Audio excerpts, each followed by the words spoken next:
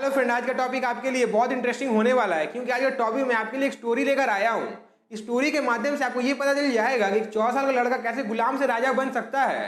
और अगर आप इस स्टोरी को ठीक प्रकार से समझ के अपने लाइफ में उतार लिए तो आपको सक्सेस पाने में ज़्यादा समय नहीं लगेगा। तो चलिए फिर इस देरी के वीडियो को हम शुरू करते हैं। आज यह कहानी एक गरीब लड़के का है जो जंगल में लकड़ी लाने जाता है। जब तक वो लकड़ी लाकर मालिक को नहीं देगा तब तक उसे खाना नहीं मिलेगा।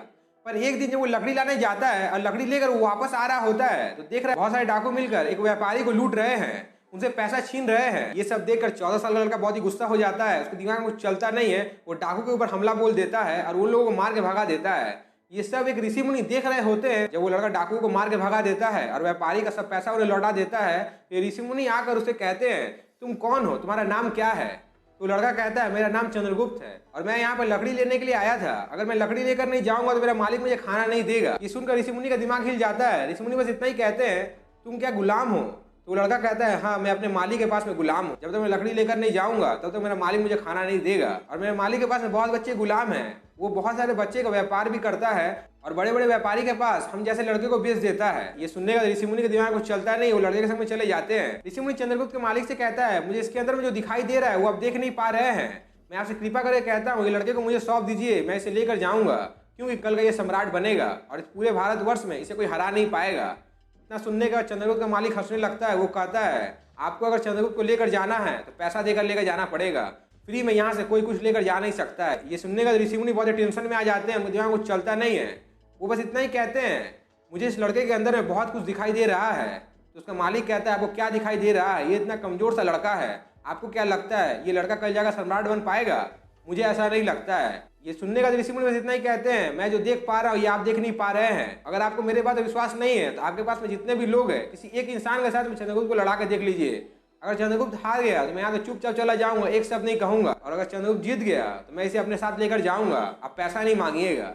इतना सुनने के बाद उसका मालिक कहता है, ठीक है। वो अपने बहुत बलवान व्यक्ति को बुलाता है जो बहुत शक्तिशाली रहता है, बहुत ताकतवर रहता है। और उसका मालिक कहता है, तुम्हें इस व्यक्ति को हराना पड़ेगा, तब जाकर तुम इनके साथ जा पाओगे, वरना तुम्हें यहीं पर रहना पड़ेगा। इतना सुनने का 14 साल के लड़के को ऋषि मुनि अपने साथ लेकर जाते हैं और उसके कान में कहते हैं, वो भले ही बलशाली है पर तुम्हें टेंशन लेने का बात नहीं है, उसके पास में बहुत शक्ति है, बहुत ताकत है।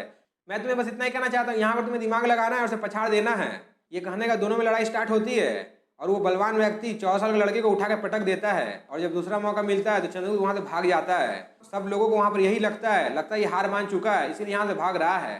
पर ऋषि मुनि के दिमाग में ये चलता है, ये इतना बलशाली है, वहाँ डाकू लोग से लड़ रहा था, यहाँ से क्यों वो भाग गया? ऋषि मुनि उसके पीछे भागते हैं और जाकर देख रहे हैं उसके मालिक के खटाल में एक तेंदुआ घुस गया है और उसका मालिक का वाइफ वहाँ फंस चुकी है। और यहाँ पर ऋषि मुनि देखते हैं कि चंद्रगुप्त वहाँ पर डरता नहीं है और तेंदुआ का सामने आकर खड़ा हो जाता है, उसे ललकारने लगता है, उसे मार के वहाँ से भगा देता है। ये सब देखने का मालकिन उसे गले से लगा लेती है और उसे कहती है, तुमने अपने जान को दांव पे लगाकर मेरा जान बचाया है, कहो तुम क्या मांगते हो? तुम जो मांगोगे मैं तुम्हें वही दूंगी। चाणक्य उसके मालिक के वाइफ से जाकर बस इतना ही कहते हैं, अगर आपको किसी कुछ देना है तो इसे आज़ाद कर दीजिए, मुझे इसे अपने साथ लेके जाने दीजिए। उसका मालिक उतने समय तक वहाँ आ जाता है और कहता है, नहीं ऐसा पॉसिबल नहीं है। उसका वाइफ कहती है, इसने मेरा जान बचाया है इसलिए मैं इसे आज़ाद करती हूँ। ये कहने का ऋषि मुनि के संग वो बच्चा चल जाता है और ऋषि मुनि उसके खाने में रोज थोड़ा थोड़ा विष मिलाते हैं जिससे कि उसका शरीर बहुत ही अच्छा रहे। आपके मन में ये चल रहा होगा, विष मिलाने से शरीर कैसे अच्छा रह सकता है? पर यहाँ पर ये बात सही है कि उस ऋषि मुनि ने उसके खाने में जहर मिलाने का शुरुआत किया था। क्यों किया था? अगर आपको इसके बारे में जानना है तो टेंशन लेने का बात नहीं है, आई बटन पे लिंक है, उसे आप देख लीजिए, आपको समझ में आ जाएगा। ये कथन है कुछ वर्षों के बाद ऋषि मुनि ने उस 14 साल के लड़के को पूरे भारत का सम्राट बनाया था।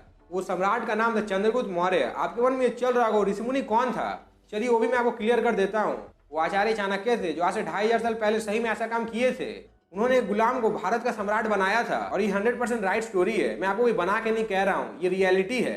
अब आपको मैं क्या कहना चाहता हूँ शायद आपको समझ में आ गया होगा। सो फ्रेंड, आपके दिमाग में हमेशा ये चलता है कि हमारे पास में कुछ भी नहीं है, हम कुछ कर नहीं सकते हैं। हम कुछ भी करना चाहें तो हमें पैसे की जरूरत पड़ता है। पर मैं आपको ये कहना चाहता हूँ, अगर आपके पास में हार्डवर्क है, मेहनत है, लगन है तो अपने लाइफ में कुछ भी कर सकते हैं। हर चीज़ में पैसे का जरूरत पड़ता नहीं है। आपके दिमाग में हमेशा ये चलते रहता है कि पैसा होगा तो ही हम कर पाएंगे। आंसर है नहीं। अगर आप अपने दिमाग को इस प्रकार से सोचने पर मजबूर कर दिए कि पैसा आपके लिए कोई ज़रूरत का चीज़ है ही नहीं, तो आपने लाइफ में इस कदर वहाँ तक चल जाइएगा कि पैसा आपको कभी जरूरत पड़ेगा ही नहीं। मैं आपको इस कथन के माध्यम से ये नहीं कह रहा हूँ कि पैसा जरूरी नहीं है, नहीं पैसा जरूरी है। पर मैं आपको ये कहना चाहता हूँ, आप जिस काम को शुरुआत करना चाहते हैं शुरुआत में कोई पैसे का कोई भी नीड नहीं है। पर मैं आपको बस इतना ही कहना चाहता हूँ, एक बार ध्यान में सोच के देखिए, अपने दिमाग को ट्रेंड करके देखिए, शायद आपको वहाँ पर पैसा की जरूरत पड़ेगा नहीं। और आप इस कदर वहाँ तक चल जाइएगा कि आपको पैसा लगाने की जरूरत नहीं पड़ेगा, पर आपके पास में बहुत पैसा आएगा। शायद मैं आपको क्या कहना चाहता हूँ अब आपको समझ में आ गया हो। अगर आपको ये समझ में आ गया तो नीचे के रेड बटन से प्रेस जरूर करिएगा। ऐसा मोटिवेशन वीडियो मैं आपके लिए लेकर आता हूँ। जय हिंद।